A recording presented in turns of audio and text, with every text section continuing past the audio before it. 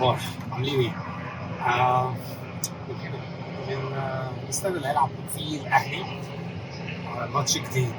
الماتش ده يعتبر ممكن يكون الماتش الاخير وممكن يكون مكملين. ما علينا، مش دي القصه بقى. القصه بقى انا هكلمك ازاي تكون واحد من ضمن الناس اللي بيكونوا موجودين هنا في الاستاد هنا، وازاي واحد زي بيجي بيحضر المباريات من قبل الملعب تحديدا.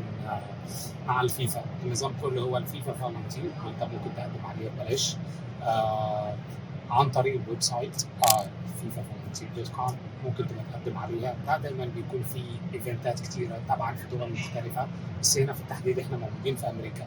وخاصه الموضوع اللبس كله اللي الناس كلها ما كانتش تعرفه ان انت المفروض تكون موجود هنا في امريكا، ولازم يكون معاك تصريح عمل وبطاقه ووضعك يكون قانوني بمعنى صح عشان تقدر تعمل حاجه زي دي.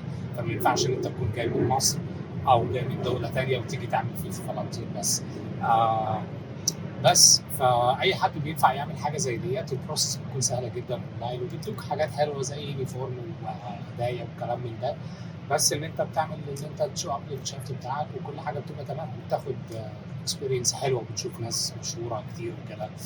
وبس كبير، لو عجبك الفيديو بقى تعمل سبسكرايب ولايك كده واشترك في القناه. سلام.